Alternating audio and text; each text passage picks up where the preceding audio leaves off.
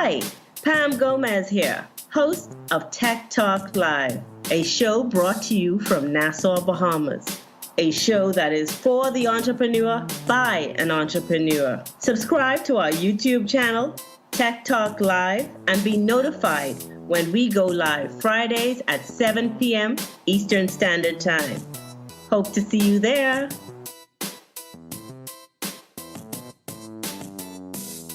We're online.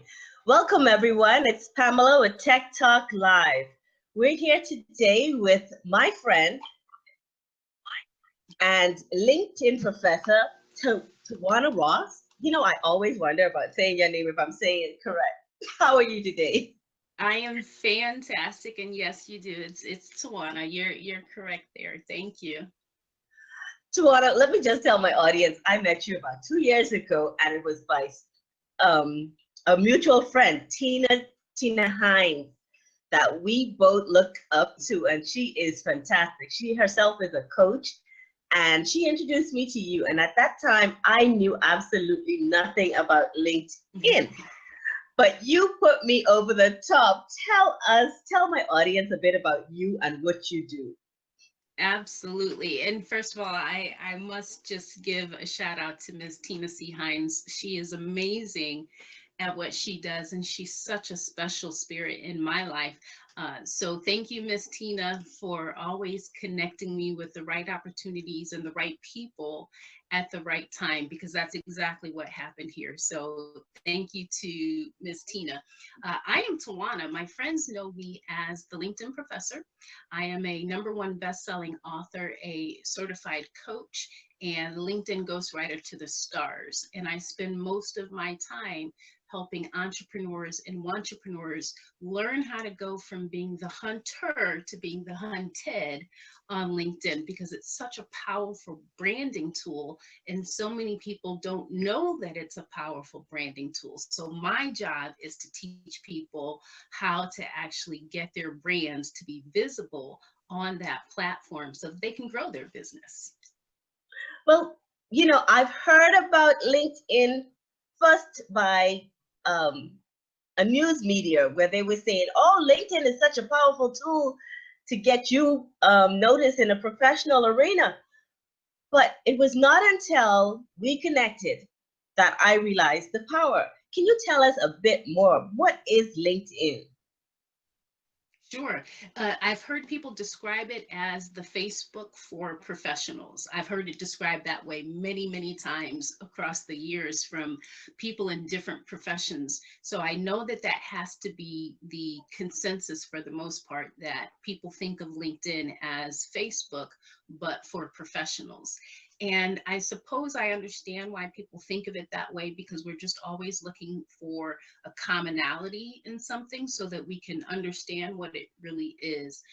But at its core, LinkedIn really isn't like Facebook. It is a networking platform. So that much is consistent. It is about networking. It's about professional networking. And it's a platform that allows us to congregate with other professionals who intend to network with each other.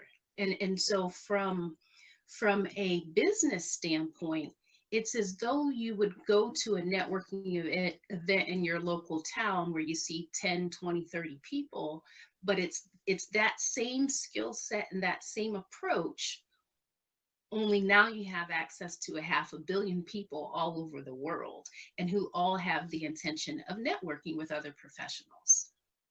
Wow. When I got started, I had such a difficult time growing my network and my followers. And I remember you giving me some pointers. You want to share some of those with the audience? There's so many, right?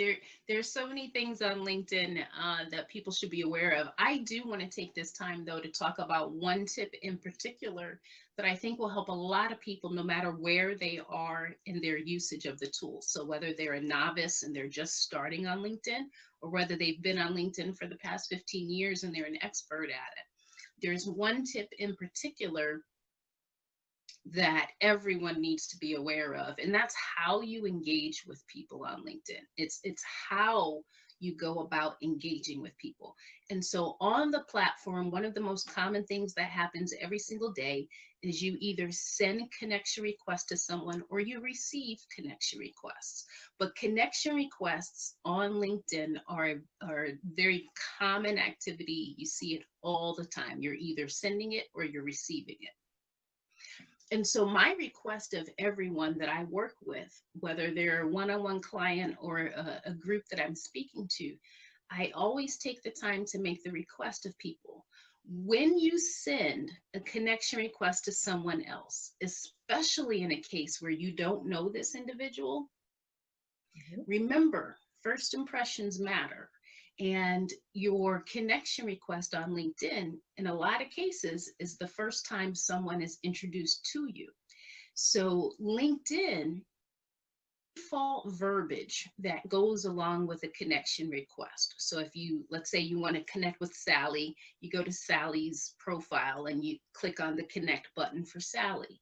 Well, default verbiage gets sent off to Sally that says, I want to include you in my network.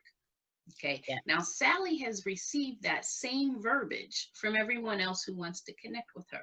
So you don't stand out when you do that at all.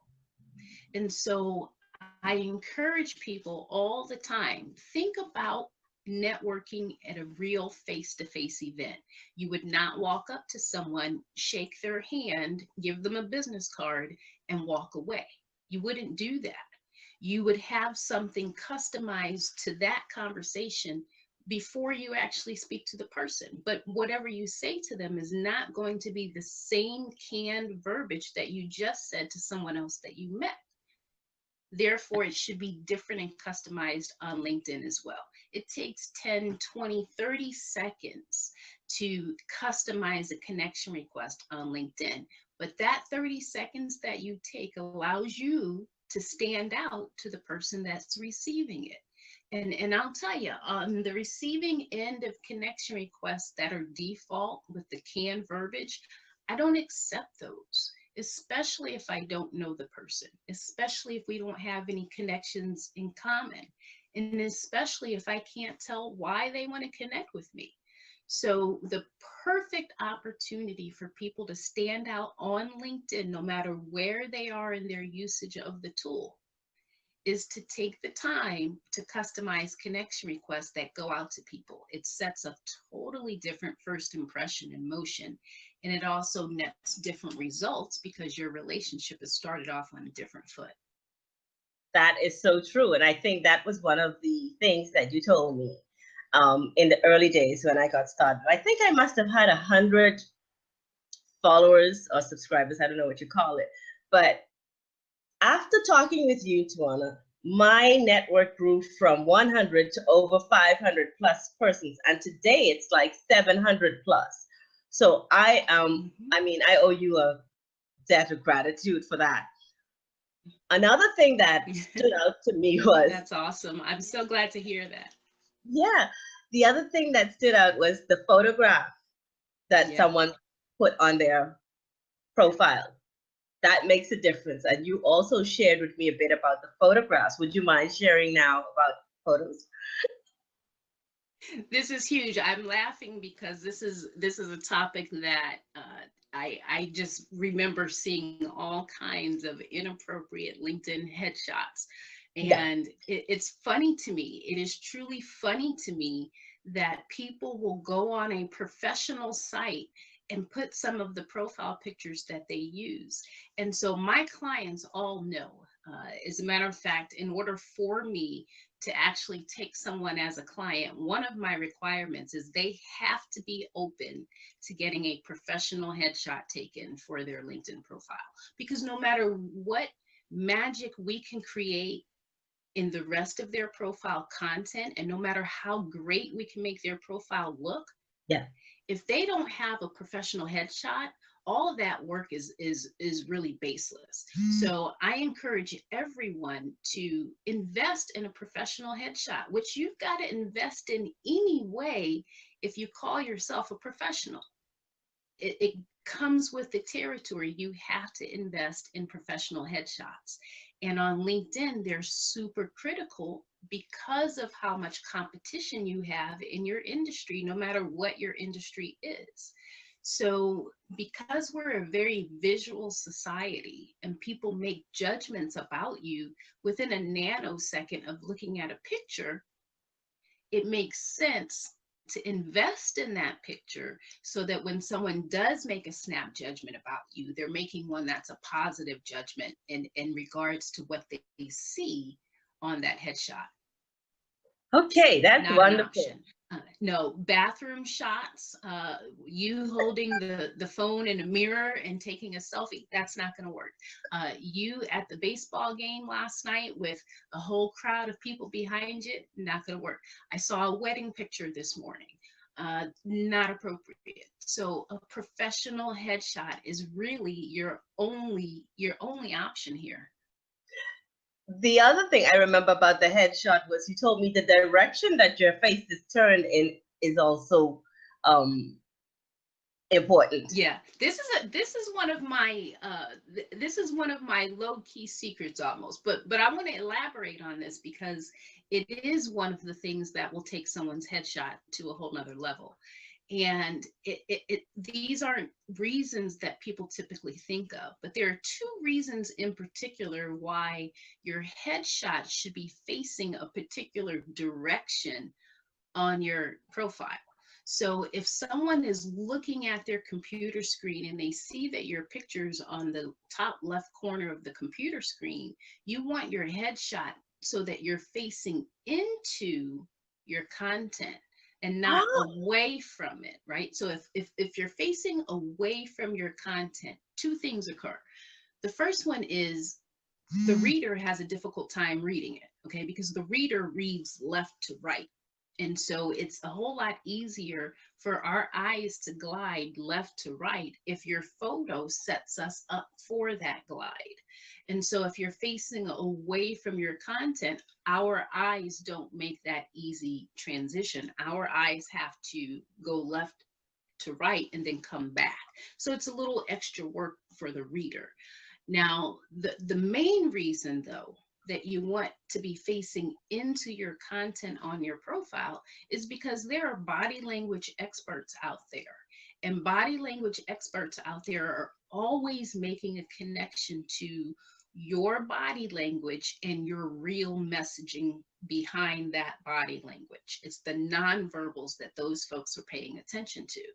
And people who read body language will read into the positioning of your headshot and usually not in your favor. So body language experts will see you facing away from your content and they will assume that that means you are not confident in your content, because if you were confident in your content, you would be facing into it.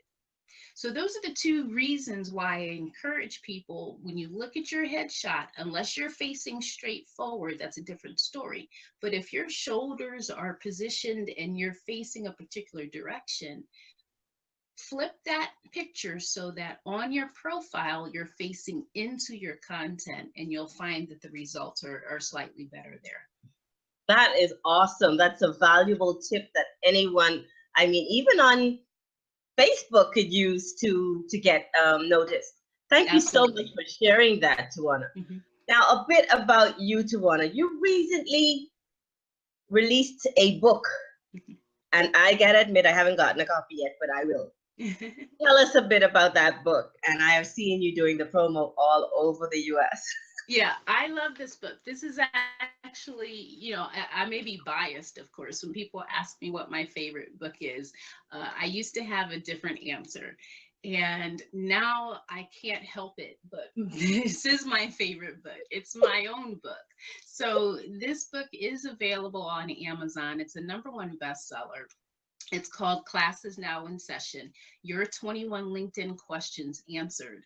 And the reason I love this book is because this book reminds me of all the people who had the questions over and over again about LinkedIn that caused me to write the book.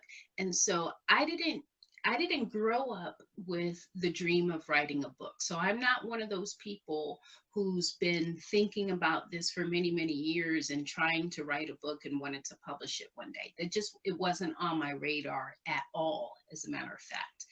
Wow. But I was having a conversation with a gentleman who had inquired about my services for LinkedIn, but somewhere in that conversation, he asked me if I had a book. And at the time, I didn't. So I said no. And I didn't realize who was asking me the question. And I also didn't realize why he was asking me the question. The gentleman asking me became my book coach.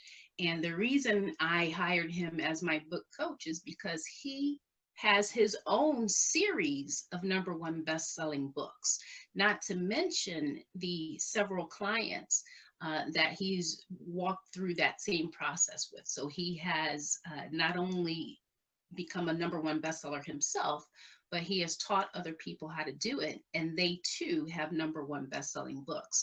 And so when I realized who I was speaking to and the power that he possessed, everything in my mind changed. And he did walk me through a process of publishing a book that I was really talking about every single day before that and didn't even know it. And so the questions that people ask me about LinkedIn on a regular basis are the questions that I answer in this book. And so I love it so much simply because the questions that people ask about LinkedIn all the time are questions that tell me they are actually committed to getting better on the platform. They're not asking questions just to find out what it is. They're asking the deep questions that tell me their thought process allows them to be open and be strategic on this platform. So I love it because it really puts a light on how people approach LinkedIn and how they want to use it strategically to grow their businesses. All right, I'm putting it on my to-do list. Get that book. Okay. It's a pretty quick read. It's a very quick read, so you it won't take long at all. Wow, that's amazing. I myself have a book locked up in my mind that I haven't put to paper, so maybe I need to connect with that professional that you did. Yeah, and always. He taught me everything that he knows, and ever since, this is the power of knowledge, and having it is one thing and sharing it is another. So he taught me everything that he knows in that process. And since he's taught me, not only have I done this with my own book, but I have now 4 clients who have also published books and who are now also best-selling authors. And so it's one of the best gifts that I get to give, because I know that whoever I'm teaching, as soon as they publish their own book and they see the process, they're going to turn around and do it again for themselves in other books. And then they're going to turn around and teach their friends how to do it. And before you know it, we've got all these people walking around who have published books. And it's just the most amazing thing to see, because this is a dream for a lot of people that they've been sitting on for many, many years. I can't say that because I didn't grow up wanting to write a book, but I also didn't grow up wanting to write a book because I thought it was a long, drawn out, difficult process. So by all means, publish your book. I've actually written a book. I have it electronically, and it's just sitting there. It's an ebook, but I would love to see it become paperback or hardcover. But it's all about aromatherapy, and it's a lot of tips and recipes, and I'd love to share it with the world. But you know what? I got stuck on, and this is a little off topic, getting the ISBN number or releasing it as a lead magnet without an ISBN number, and that just crippled my book release. Yeah. So I've not done a launch yet because I've been waiting on that moment to overcome that hurdle of should I get an ISBN number or should I go to Amazon and use their process and get an Amazon number? So that's where I've been stuck for the past 2 months. Oh my goodness. So Yeah. so you'll have to reach out to me so I can help you with that process, because I so want you to publish that book. Get it out of your computer, get it on Amazon and on a shelf somewhere, and gift the rest of the world with your talent and your skill set. Why, thank you for doing that. I will reach out to you after this. But Tajuana, tell us how my audience can reach you. There may be someone else out there who want to release a book or who want to learn LinkedIn or want to rebrand themselves. And I know you're a branding coach as well. How can they get a hold of you? Yeah, the best way to get hold of me will always be LinkedIn, I'm sure. Although on LinkedIn, I always encourage people, if you reach out to me, especially if you send me a connection request on LinkedIn, please take the time to personalize it so I know how you found me in the first place. And so if you would do me the favor of just mentioning this broadcast, so I'll have a point of reference, but send me a connection request on LinkedIn, a message if we're already connected. I can also be found on Facebook at My Coach Tajuana. And those are primarily the channels where I spend the most of my time interacting with people. Now, for those who like an old-fashioned phone call like myself and an old-fashioned art of conversation, I am always excited to talk to folks on the phone. So for my crowd that still loves the phone, please pick up the phone and call me. My phone number is area code 331-222-9540. That's 331-222-9540. And I do love the art of conversation. So please feel free to reach out to me via phone, Facebook at My Coach Tajuana, or of course on LinkedIn. Tajuana, I can't say thank you enough. I really appreciate you taking the time to come on my Tech Talk Live show today. I'm so happy we did this because now I can share with the world my love for LinkedIn, and now I get to introduce them to you, the LinkedIn professor. Yeah, I'm thrilled for the opportunity. Thank you so much. It's been an awesome 2 years watching you grow your business and get out there, and it's so encouraging, inspiring to watch. I again thank Miss Tina C. for connecting us, and thank you really, because I love to talk about LinkedIn, as you can probably tell, but I also love to have the discussion with people who want more about it. So thank you for the opportunity, and I encourage your audience to reach out to me so we can extend this conversation even further. Definitely. Now the video will be available on my LinkedIn channel on my Tech Talk Live channel. I may put it up on LinkedIn as well. Why not? Nice. Yes, I can do that. I will put it on LinkedIn, so for my LinkedIn audience to see it as Awesome. well. And I'll put it on my website, which is techtalklive242.com. And if anybody has any questions for me, you can reach me on LinkedIn. My profile is Pamela S. Gomez. I'm on Facebook as well as Pam Gomez. And on Twitter, you can find me at Tech Talk Live 1. Well, with that, I'm going to say thank you again for being here and good afternoon. Thank you.